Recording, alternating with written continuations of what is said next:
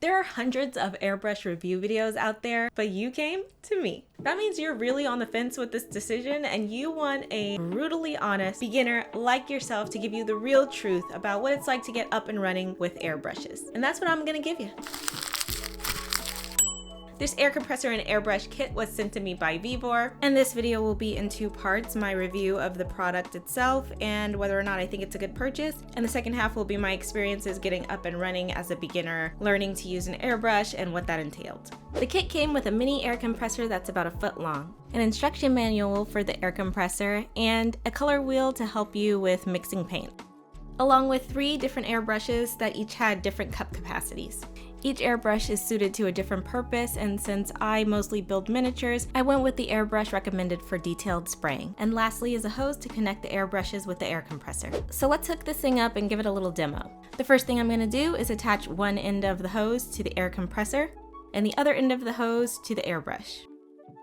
Next, I'm screwing on the airbrush holder they provided so that I have somewhere to sit the airbrush down. With that done, I can plug in the power cable.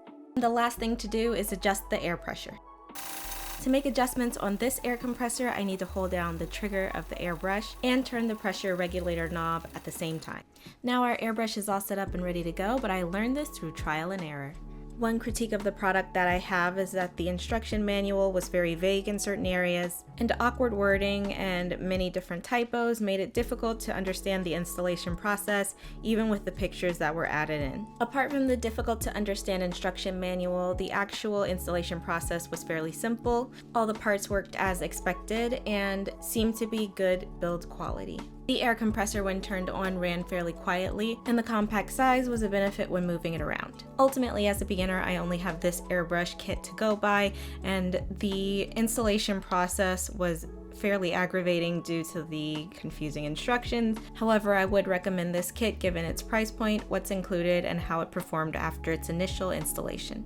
Now let me tell you guys about my experience learning to use an airbrush as a beginner. I have never touched an airbrush before in my life, and I wanted to approach this entire situation as if I had purchased this with my own money so that I could give you guys the honest truth about owning, operating, and taking care of an airbrush and an air compressor, and what it's like to actually start airbrushing for the very first time with no knowledge of what the heck is going on. Here's where I ran into my very first issue. I hadn't actually seen anybody airbrushing live in front of me, so I didn't really understand what the air compressor was supposed to do. So when I plugged it in and turned it on for the very first time, it did this.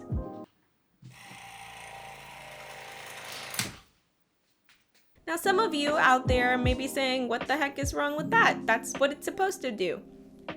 And you'd be right. But I didn't realize that the air compressor motor turns on and off as it's adjusting the air pressure. Most of the time, if you're just seeing somebody airbrushing on YouTube, then they're gonna make the sound very quiet and or just delete the sound altogether because it's not really that great to listen to in a video. And I understand that.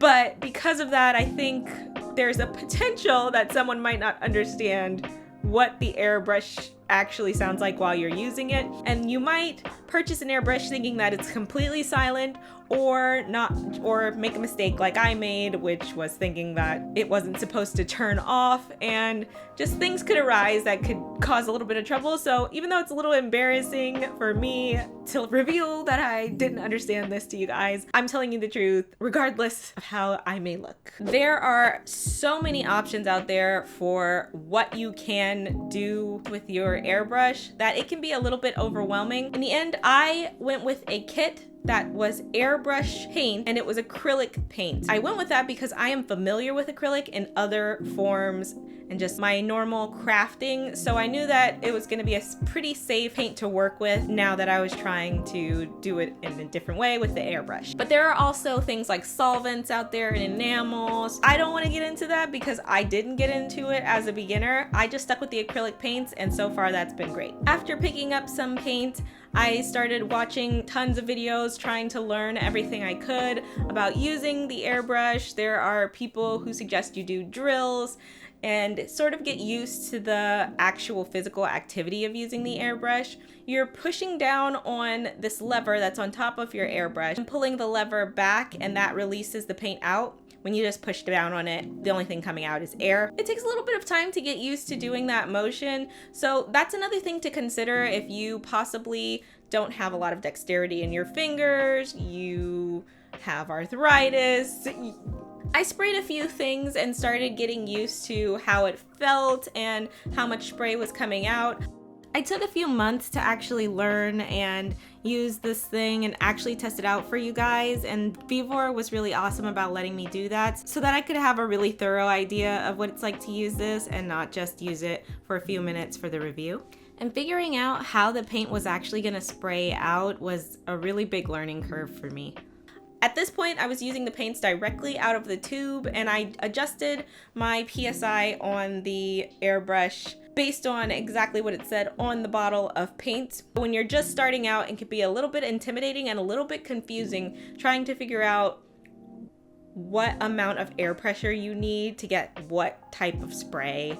The next thing that I purchased was some paint thinner. There were times when I needed to thin it down, and that's another thing that you should consider when you're picking up your airbrush, is that you may need to purchase these additional things. Those are the most basic supplies that you need when you have your airbrush, but there are some additional things that you actually kind of also need that can come as a little bit of a shock or be hidden costs that I want you guys to know about. The first thing is about safety. You're atomizing a bunch of liquid with pigments in it, and then you're spraying it into the air in a fine mist, and that's not great for your lungs. So if you don't have a well-ventilated area, and I mean really well-ventilated, you're gonna want to think about purchasing an airbrush booth. That can be an insane sticker shock if you're not prepared. Airbrush booths on the inexpensive end can range from $100, and they can go upwards of hundreds of dollars depending on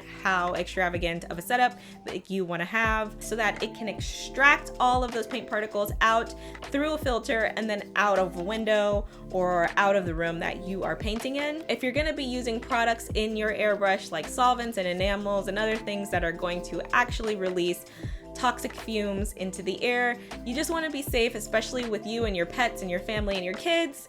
If you are painting in a well-ventilated area, let's say you're just painting for a few minutes at a time and you're using acrylic paint, which is generally one of the safer things that you can use. It's non-toxic. You shouldn't have too much of an issue, but I would still recommend to get a mask of some kind just so that you're not inhaling paint particles, because even acrylic paint particles can coat your lungs and cause respiratory issues later on. So we just don't want to do that. So avoid those Redditors who say that they've been spraying for 60 years and nothing bad has happened to them.